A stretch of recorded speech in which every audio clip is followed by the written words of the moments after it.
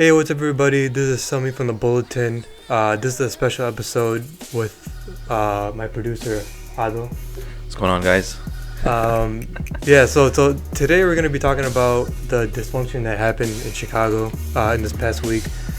We've seen a lot of players lash out on their teammates, a lot of which the media kind of predicted what would happen with Rondo and the three alphas coming together. So just in short, I know a lot of you guys already know what happened. Butler and Wade called out their teammates. Rondo called out Butler and Wade on Instagram, and it's turned into a giant dumpster fire. So before we start, I want to ask you, who's at most at fault right now? All right. So I have some opinions about this, but what I think the people who are at fault here is the management, because the Bulls they're familiar with this. They've been going through this for so many years, with Thibodeau, with Vinny Del Negro, and all their coaches. They've always done something with them. And isn't it crazy now they get like these three players that are like the complete same person, and they expect them to mesh well. It's just not gonna work, Yeah. And then you get like a coach who doesn't know what he's doing, obviously. I don't know. Well, isn't it crazy though that John Paxson kept his job after putting his hands on Vinny Del Negro? Yeah, I mean, if you guys are in the workplace and you put your hands on one of your coworkers or anyone, you're fired. You're on the street. You don't find a job for years. No, you get promoted. If this guy got promoted. Yeah. The Bulls are a mess. They're the biggest mess in the NBA. I can say that with confidence. I was looking at all the teams' rosters today, and I'm just like, you don't hear about this. I mean, other than the Knicks, the Bulls are probably the worst. But the thing about the Knicks is they don't have a problem in their locker room. They have a problem with their management, of course. But it's not the locker room players that Yeah, I mean, it's not like Rose and Melo hate each other, or it's not like Noah hates Chicago, Rose. it's like there's actually like drama on Twitter. Like this is not. It shouldn't be happening. I felt like when I was covering everything that was happening, I felt like it was like TMZ report. Like I felt like every second I'm like covering. Honestly, but it's the most exciting thing that's happened this year. Like the Bulls have been so completely average. Yeah. This is lose to the worst teams. They randomly beat the Cavaliers. It's just nonsense. All right, so between the three alphas, who's most at fault? Oh, that's a good question. And a follow-up question when you answer this, if it was just Jimmy Butler who came out, would he take more heat than if Butler and Wade came out together? I think, my personal opinion, I mean, I don't know what exactly happened, but I think Wade is the one to blame the most. I think he's the one who influenced Jimmy Butler into saying what he did in public.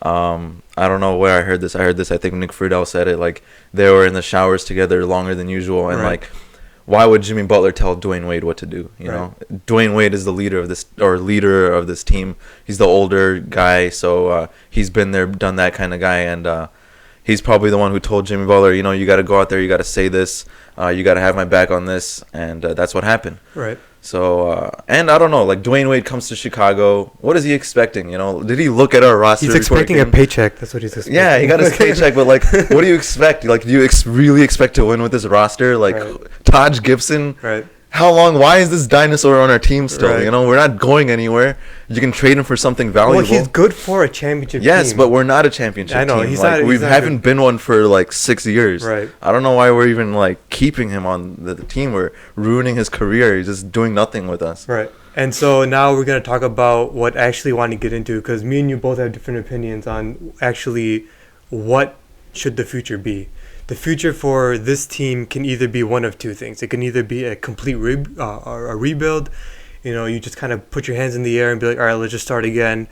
Or what do? We retool and build around Jimmy Butler, give him a star. What do you think your opinion is?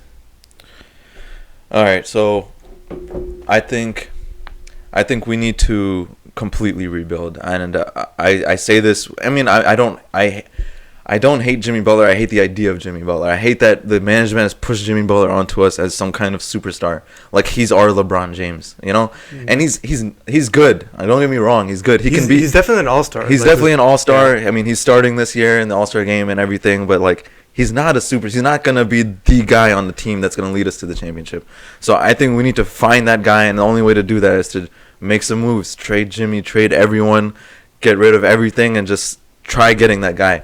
I mean, yeah, it's gonna be a bad 2-3 years, but then try 10 years. Last time I mean, Bulls tried that's what I'm rebuilding saying, like, from 98 to 2008. the ultimate thing I want is not just them to rebuild. I want them to fire Gar Forman. I want everyone to sign that petition that Summy's been throwing around. Yeah. But just got to get rid of him, man. Like, he does not know what he's doing. He's had how many years as a GM? No, okay, we're both on the same page where Gar Forman has to go. But Yeah. see, my opinion is that Gar Forman, his job is safe according to Nick Friedel. His job is safe. Horbury's job's not safe. I don't Yeah, know. but It's like we need to demand it as fans. Yeah, you know? if his job is safe, then do you want him to rebuild your team? Because we're gonna have 5 more Doug McDermott's running around. I mean, like, I don't know what your preference is, but like being a borderline playoff team, being the 8-9 seed, like it's not like a great thing. Like, you're gonna get bounced in the first round. What's the point of it? You know. So at least I think if because what you can't fail without trying, right? So if Gar Forman is not trying to rebuild, then he's not gonna fail, you know. Then Jerry Reinsdorf or Michael Reinsdorf is never gonna fire him. So like he's just taking it easy. He's not taking a risk. He's just being a borderline playoff team. So the fans are still interested. I don't know why we're still interested in this team, you know. Yeah. So I don't know why we're even watching. Disappointing one game after. Yeah, like when I don't know. You even said it when in the off season when we signed Dwayne Wade, like. Everyone's excited. I'm like, why? What are we doing with the 35-year-old dinosaur on our team? If we got Dwayne Wade 6 years ago, hell yeah, dude. Yeah. With D Rose, like, that would be awesome. Dwayne Wade represented a gateway to get in more players. But with this, what with the 1-year contract with an option with the second, like he can leave right now, like yeah, he can leave and he probably will. Yeah, so like what gateway is that? You know, we're not gonna get anyone from this, and Blake Griffin's not gonna come here. I mean, if we were any good, then yeah, he could have. But this team has turned into a complete dumpster fire. And it isn't a good thing that like all this controversies come up. Like, Jimmy Butler saying this crap about his teammates. Yeah. Why would any good role player want to come play with Jimmy Butler now? All right, so now if you want to trade Jimmy Butler, I don't. I think my opinion right now is that I would rather build around him, trade for Reggie Jackson, another star who's not wanted. At least put together a team, because when you trade Jimmy Butler, that could be like a 4-5 seed. I don't know. Yeah, okay, but look, if you trade Jimmy Butler, you trade him for what? The Boston picks, I'm guessing. Yeah, you get how many picks is that? That's 2. That's 2017 and 2018. Yeah, that's if they get both. Yeah, that's if they get both. But see, if you get 2017 hypothetically, you get a number 1 pick hypothetically, or a number 2 pick from Brooklyn, right? So now I have a list from the past decade that I put together of how many busts came out in the top 2. Okay. I mean, just if you already know this, it's for them to read or listen to. From 2005, Marvin Williams was number 2 pick. 2006, Bargnani was number 1 pick. 2007, Greg Oden was number 1. 2008, Beasley was number 2. 2009, Thabit was number 2. 2010, Evan Turner was number 2. 2011, Derek Williams was number 2. 2012, Michael Kidd-Gilchrist was number 2. And 2013, Anthony Bennett was number 1. So that's like, what, 8 years straight? I mean, you need to do good scouting. You need to know what you're drafting. But that scouting, look, your GM is scouting. Yeah. They got Nikola Mirotic. They're running with... Yeah, I understand. I don't want them... I just want them to fail so badly that they get fired. Oh, I mean, you're not going to get fired when you're a borderline playoff team every year, because you're going to get the ticket sales. You're still getting the merchandise sold. All this, and like Michael Reinsdorf, Jerry Reinsdorf, they don't care, dude. They care about the White Sox, you know. And look, even White Sox are just as bad as the Bulls. No, and even that, like, now the White Sox are rebuilding. Yeah, like, they're finally realizing, like, oh, we can't just bring in one piece from free agency and expect to make the playoffs or be in contention. They're like, okay, we're getting rid of Chris Sale. They got rid of their best pitcher. They're just completely rebuilding. They're getting all these prospects. Rebuilding is a good answer. Like, look at Utah. Utah's a great example of rebuilding. If you look at every team, like OKC, Golden State Warriors were a rebuild project. Yeah. Every team that's competed ever has been a rebuild project. Yeah, but it took except the Miami Heat that won like those 2 years. But like, I mean, that was just LeBron. That's the LeBron effect. Boston did a really good job. Boston did the best job from that 2008 Finals team to now. Yeah, and I mean, like, it's overlooked, but they did have like 2-3 years where they were just complete trash, you know. Yeah, I mean, but like that's what you need sometimes. Yeah, like, Sixers are. I know some fans, some Bulls fans, that are like, oh no, like I'll never want us to like not be in contention for the playoffs. You need to like you need to destroy to rebuild sometimes. You can't just have it good all the time, but it took the Bulls last time 10 years to get Derrick Rose, and that was luck. Complete luck. Yeah, that was 1.7% chance to get Derrick Rose. That's like I just they need to get fired. Like I just think it's a scouting issue at this point. Like scouting, everything. Like, they need a new doctor on the medical staff. How do you draft Denzel Valentine, a lottery pick? How do you get Doug McDermott, a lottery pick, but play Paul Zipser before those two? Like, that's just really bad coaching, scouting, GM. I mean, look, it's just kind of pathetic. Who is Paul Zipser, man, and why is he playing ahead of Denzel Valentine? Who was your lottery pick? Who's your lottery pick? Yeah, like how is he getting so many DNPs when you're supposed to be building around him? Look, I don't know, man. I don't know. Our core young I have no is the reason why I don't want to rebuild. Our core young sucks. Like at the end of the core day. Is like what? Nico, Doug McDermott. Yeah. Denzel Valentine, Bobby Portis. Like that team. When's the last time he played? I don't know. Yeah, that team is just like it's a good young core if you have superstars around them. Now if you're gonna try building around these guys specifically, you're not gonna get anywhere. Which is fine. I get it. You want to be the number one pick, but then you're gonna be giving up a surefire thing in Jimmy Butler. I mean, what? Jimmy Butler's 27 years old right now. Yeah, 27, and there's no good outlook for the Bulls in the next 2 to 3 years, right? But that's the thing, though. Like, if they fire Gar Forman, trade for Reggie Jackson, like, that's right there a good step forward to the number 4 seed. Then you get the free agency. You start bringing people I can see that, but, like, a trade for Reggie Jackson is not going to happen with Gar Forman. We're going to get, who? I don't know, freaking... Find Kirk Heinrich and sign him again. I don't know. That's all we're gonna do. Whatever example you're about to give out, I was going to say someone after they're 35 years old. Yeah, they just they have to be old and they have to just be trash. Paul Gasol was a pretty good example of that too. Like, why are we bringing Paul Gasol? And like one of our friends was saying it. He's like we had Boozer just washed up by the time he came here. He wasn't the same as he was in Utah. Right. Then we got Gasol. Then we got Wade. All these guys are just they're shadows of themselves. They're not even like.